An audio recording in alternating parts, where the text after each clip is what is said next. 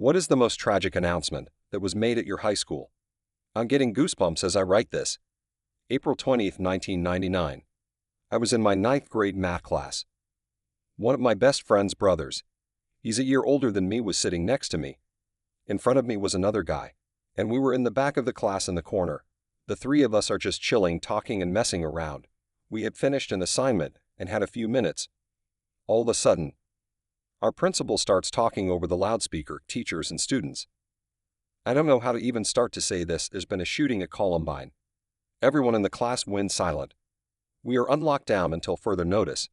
No one is to leave the school grounds, and students who are off campus will not be allowed back in. Please turn on the TVs in your rooms for more information. I don't know how many times I can say this out loud. We are safe. Pray for Columbine.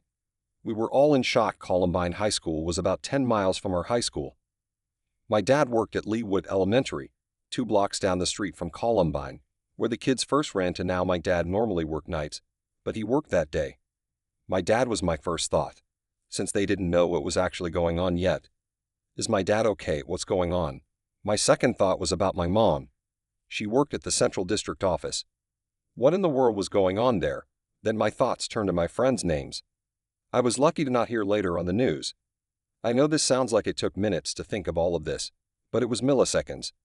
The whole class was in shock. When the TV was on, it showed Columbine, the building that I had driven by every Friday night to go to football practice. Another building, Leawood Elementary, that my dad was in, the kids running away from the building with their heads covered. We were all staring at the TV, hoping that we recognize a face, so that we would know our friends were safe. Some kids cried, others were in shock. No one spoke for what felt like hours. We just stared at the TV, hoping it was just a dream or a prank. The bell rang and we were dismissed to our next class. That was the only time in my 4 years at my high school that the hallways were quiet. Once in a while, you find a group of kids crying and holding each other. It was a real. I made it to the band room and was able to call my mom. It was a zoo at her office, and my dad was safe, helping families who were coming to pick up their kids. He was in for a long night. The day went on. Same thing. At 2 p.m., the principal gave us an update and let us know that we weren't on lockdown anymore. You could tell he had been crying. We went home that afternoon to watch the horrifying news unfold. We know how the rest of the stories goes. I had only had the courage to ask him, my dad, once about that day. It was about 7 years afterward, the events.